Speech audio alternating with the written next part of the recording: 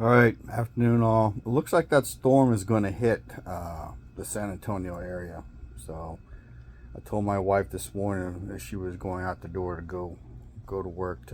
She gassed up her Jeep last night. She made noises and faces and comments about me telling her to gas it up again tonight.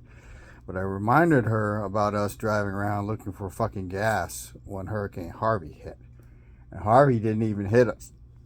The damaging winds were about 18 miles east of here.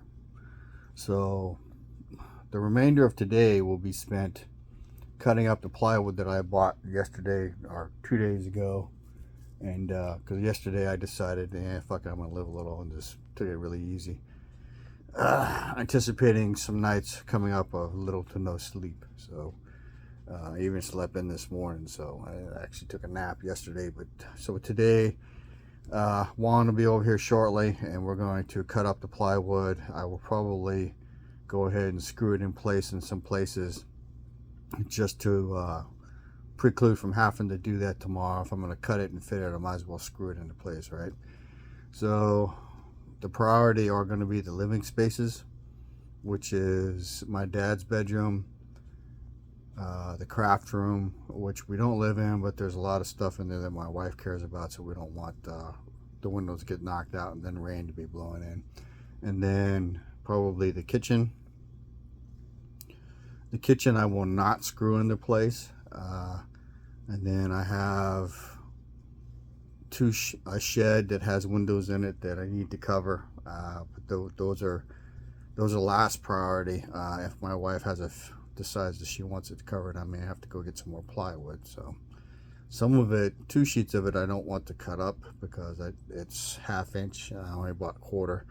If anything will go through a 1/4 inch piece of plywood, it'll go through a ½ inch piece of plywood too. So if you're buying wood to protect your windows, use your own judgment.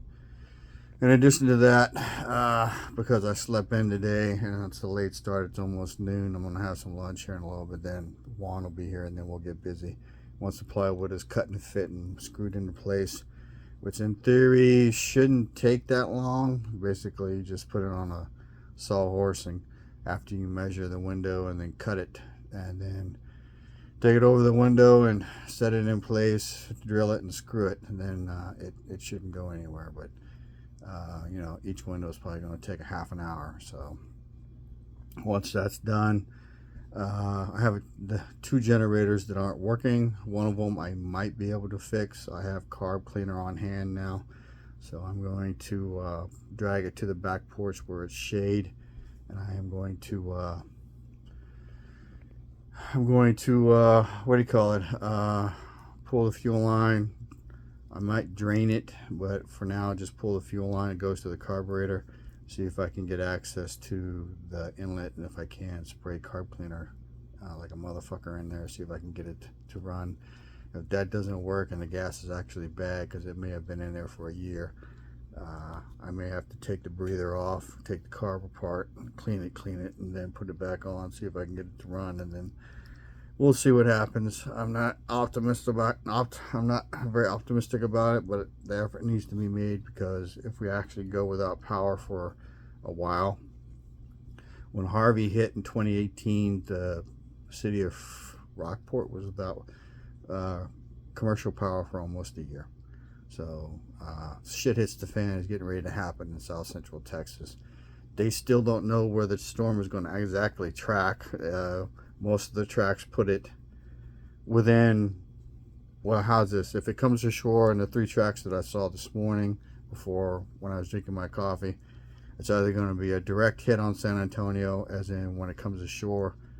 If it comes ashore in Corpus and comes north, then it will be weaker.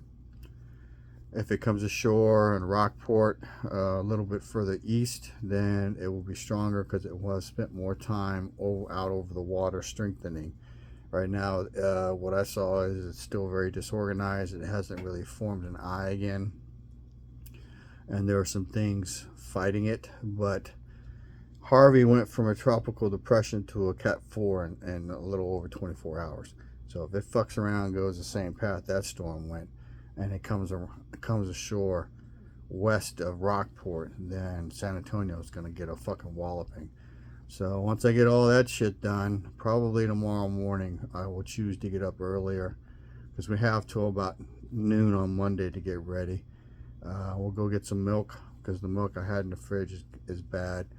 And I got some meat I can thaw out and cook. I got a brisket right now, so I may cook a brisket Sunday. Depends on what my wife wants to do. We talked about going to SeaWorld, but I might talk to her about pushing that off another week, and she won't like that because she really likes SeaWorld, and we don't just go to SeaWorld, we go to Aquatica and hang out in the water and cool off. But it is what it is, because if the storm is actually going to hit her, I have some debris around the yard that I need to pick up and move somewhere. I don't know where yet. So having said all that, you know, information is knowledge and power. Live a little, prep a lot. If you're South Central Texas, you need to start prepping your ass off for the coming storm, because it's more likely going to hit between Corpus and as far east as possibly Houston area, but it's going to hit Texas, and depending on where it comes ashore, it's going to determine how bad it is. All right, again, information is knowledge and power. Live a little, prep a lot. Share the love when you can. Chief Prepper out.